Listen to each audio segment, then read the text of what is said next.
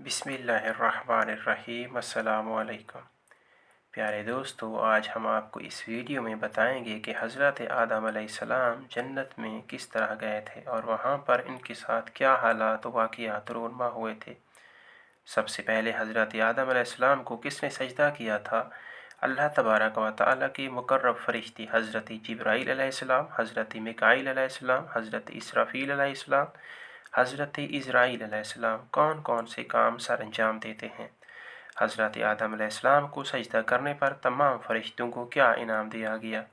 हज़रत आदम अलैहिस्सलाम को जन्नत में ले जाने के लिए किस तरह का इंतज़ाम किया गया। जनाब हव्वा की तख्लीक कब और कैसे हुई। हज़रत आदम और जनाब हव्वा का निकाह किसने पढ़ाया था। हज़रत हव्वा का हक़ महर क्या था और कितना था। जन्नत में हज़रत आदम अलैहिस्सलाम को कौन से नाम याद कराए गए थे। जन्नत में हज़रत आदम और जनाब हव्वा की किससे मुलाकात हुई जिसकी वजह से वो हैरान रह गए। हज़रत आदम जन्नत में क्यों रोने लग गए थे, इसकी वजह क्या थी। प्यारे दोस्तों, इन तमाम तर सवालात के जवाब हम आपको इस वीडियो में देंगे। प्यारे दोस्तों, वीडियो इंतहाई अहम होने वाली है, लिहाजा आपसे गुजारिश है कि वीडियो को स्किप मत कीजिएगा, आखिर तक ज़रूर देखिएगा, आपके इल्म में इजाफ़ा होगा इंशाअल्लाह। प्यारे दोस्तों, मुअर्रिखीन लिखते हैं कि जब आदम अलैहिस्सलाम को सजदा किया जा चुका और वो इम्तिहान में भी कामयाबी हासिल कर चुके तो उन्हें जन्नत में दाखिल कर दिया गया।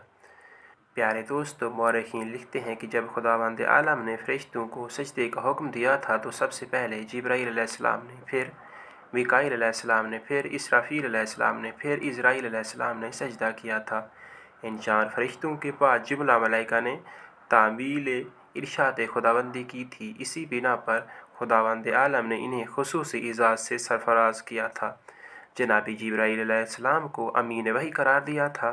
जनाबी मिकाईल अलैहिस्सलाम को कलीद अर्ज़ाक़ इनायत की।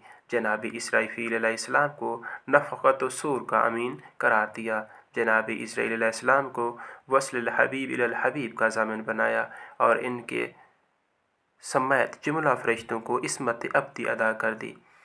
फिर जनाब आदम के इम्तिहान के बाद जन्नत दुनिया में दाखिले का बंदोबस्त फरमाया गया और इसके लिए ये इंतज़ाम किया गया कि जन्नत से एक तख्त लाया गया और निहायत अच्छे लिबास में मुलब्बिस करके इन्हें तख्त पर बिठाया गया और बेशुमार फरिश्तों को हुक्म दिया गया कि इस तख्त को अपने कंधों पर उठाकर जन्नत में ले जाएं। प्यारे दोस्तों, मुअर्रिखीन लिखते हैं कि जन्नत में दाखिले से पहले ये हुक्म दिया गया था कि इन्हें मेरे आसमानों की पहले सैर कराई जाए, इसके बाद जन्नत में ले जाओ। चुनाचे फरिश्तों ने आसमानों की सैर के बाद इन्हें जन्नत में दाखिल कर दिया। प्यारे दोस्तों, मुअर्रिखीन लिखते हैं कि जब आदम अलैहिस्सलाम जन्नत में सकूनत अख्तियार करने के बाद एक हमनशीन के ख्वाहिशमंद हुए, इसी दौरान में इन्हें नींद आ गई। ये महव ख्वाब थे कि खालिक आलम ने इनकी बची हुई मिट्टी से जनाब हवा को पैदा करके इनके दोनों पैरों के दरमियान फरोश कर दिया। इमाम जाफ़र सादिक अलैहिस्सलाम का इरशाद है कि आदम के दोनों पैरों के दरमियान हवा को इसलिए जन्म दिया गया कि औरतें मर्दों के ताबे रहें। प्यारे दोस्तों, हज़रत आदम अलैहिस्सलाम जब ख्वाब से बेदार हुए और उन्होंने अपने जिन्स की एक ऐसी मखलूक को जो इनसे ज़्यादा खूबसूरत और नाजुक अंदाम थी अपने करीब पाया तो पूछा कि तू कौन है। हव्वा ने कहा, मैं तुम्हारी दिलबस्तगी और हमनशीनी के लिए पैदा की गई हूँ। ये सुनकर हज़रत आदम अलैहिस्सलाम खुश और मसरूर हुए और सजदा शुक्र बजा लाकर इनकी तरफ हाथ बढ़ाने लगे। फरिश्तों ने कहा, अजलत न करें और इस वक्त तक इंतज़ार करें जब तक अक़द मनाकहियत न हो जाए। चुनाचे प्यारे दोस्तों, एक रिवायत में है कि खालिक आलम ने खुद निकाह का खुतबा पढ़ा और अपनी तस्बीह व तहलील व तक़दीस को महर करार दिया। प्यारे दोस्तों, दरूद शरीफ को महर करार दिया गया था कि निकाह के वक्त हज़रत आदम अलैहिस्सलाम को कुर्सी ज़रनिगार पर बिठाया गया और मलाइका की मौजूदगी में खालिक कायनात ने अक़्द पढ़ा जिसके खुतमे में अपनी अज़मत और अपने हबीब की शान बयान फरमाई। इरशाद तालिबीन। प्यारे दोस्तों, जब निकाह हो चुका तो फरिश्तों ने ज़ारो जवाहरात और फूल इनके ऊपर निशावर किए और बड़ी खुशी मनाई। हज़रत आदम अलैहिस्सलाम बेइंतहा मसरूर हुए। ये देखकर खुदावंद आलम ने फरमाया, اے آدم، یہ شادی کا موقع تمہارے لیے اور تمہاری اولاد کے لیے خوشی کی نوید قیامت تک کے لیے قرار دی گئی ہے۔ پیارے دوستو، نکاح کے بعد دونوں میاں بیوی نہایت پرسکون زندگی بسر کر رہے تھے اور کسی قسم کا ان کو غم نہ تھا، کیونکہ خداوند عالم نے فرما دیا تھا کہ بے غم ہو کر آرام سے رہو۔ صرف یہ خیال رکھنا ہے کہ تم دونوں اس درخت کے قریب نہ جانا اور شیطان سے ہوشیار رہنا، کیونکہ وہ تم لوگوں کا شدید ترین دشمن ہے۔ مجھے یقین ہے کہ حضرت آدم علیہ السلام جب جنت میں داخل ہونے لگے ہوں گے اور ان کی نگاہ جنت کے دروازے پر پڑی ہوگی تو خوش ہوئے ہوں گے، کیونکہ رسول خدا صلی اللہ علیہ وسلم فرماتے ہیں کہ جنت کے دروازے پر لکھا ہوا ہے کہ اللہ ایک ہے، محمد رسول خدا صلی اللہ علیہ وسلم اللہ کے رسول ہیں اور علی ان کے بھائی ہیں۔ اور ایسی صورت میں جب کہ دوران قیام جنت میں ہر وقت ان کے کانوں میں علی علی کی آوازیں آتی رہی ہوں گی، اور ان کی مسرت اور تسلی کی کیا انتہا ہو سکتی ہے، کیونکہ جنت میں داخل کرنے سے پہلے انہیں بتایا جا چکا تھا کہ یہی تمہاری ہر مشکل میں کام آنے والے ہیں۔ جب تم پر کوئی مصیبت آن پڑے تو ان کے ذریعے سے انہیں دور کرنے کی سعی و کوشش کرنا۔ رسول خدا صلی اللہ علیہ وسلم نے جنت میں علی علی کی آواز کے متعلق فرمایا کہ حق تعالیٰ نے بہشت کے دروازے کا حلقہ یاقوت سرخ کا بنایا ہے اور اسے سونے کے پتھروں پر لگا دیا ہے۔ جب اس حلقے کو کھٹکایا جاتا ہے تو وہ اپنی آواز میں یا علی کہتا ہے۔ پیارے دوستو، مورخین لکھتے ہیں کہ جناب حوا جنت سے باہر پیدا ہوئی تھیں، لیکن یہ بات درست نہیں ہے۔ وہ جنت کے اندر ہی پیدا ہوئی تھیں کہ وہ جنت میں پیدا ہوئی تھیں، اور قرآن مجید میں جو آیاتیں ایسی ہیں جن میں دونوں کا ذکر ہے وہ ان کی جنت میں پیدائش کے بعد ہی کی ہیں۔ غرض یہ کہ دونوں آرام و چین کی زندگی بسر کر رہے تھے اور ان کا دشمن ان کی طاق میں لگا ہوا تھا۔ پیارے دوستو، محدثین کا بیان ہے کہ جب آدم کو سجدہ کیا جا چکا تو خداوند عالم نے فرشتوں کو حکم دیا کہ ان کا تخت اپنے کندھوں پر اٹھا کر میرے آسمانوں کی سیر کراؤ۔ جب وہ سیر کرائی جا چکی تو ایک روایت کے مطابق ان کے لیے مشق از فرقہ کا ایک پرواز گھوڑا پیدا کیا گیا جس کا نام میمونہ تھا۔ اس کے پر موتیوں اور جواہرات کے تھے۔ اس کی لگام حضرت جبرائیل تھامے ہوئے تھے۔ اس کے دہنی طرف میکائیل اور بائیں طرف اسرافیل تھے۔ ان فرشتوں کو حکم تھا کہ آدم کو میرے آسمانوں کے تمام گوشے دکھلا دو، اور آدم کو حکم تھا کہ میرے آسمانوں کہ جن جن گوشوں میں فرشتے ہیں سب کو ملو اور سب کو سلام کرو۔ چنانچہ جناب آدم علیہ السلام نے سب کو السلام علیکم کہہ کر سلام کیا اور سب نے وعلیکم السلام سے جواب دیا۔ پیارے دوستو، مورخین لکھتے ہیں کہ آدم علیہ السلام سیر آسمان کر رہے تھے اور ملائکہ سے ملاقات میں مصروف تھے، اور نور محمد صلی اللہ علیہ وآلہ وسلم ان کی پیشانی میں 14ویں رات کے چاند کی طرح چمک رہا تھا۔ پیارے دوستو، اس کے بعد بے حکم خداوند عالم نے حضرت آدم علیہ السلام فرشتوں کے کندھوں پر سوار جنت میں داخل ہوئے۔ پیارے دوستو، مورخین لکھتے ہیں کہ جنت میں پہنچنے کے بعد جب جناب حوا کی تخلیق ہوئی اور ان کے بعد باہمی تزویج ہو چکی تو خداوند عالم نے جبرائیل علیہ السلام کو حکم دیا کہ ان دونوں کو جنت کی سیر کرائیں اور بہشت کے بہترین مقامات دکھائیں۔ چنانچہ حضرت جبرائیل علیہ السلام ان کو لے کر روانہ ہوئے۔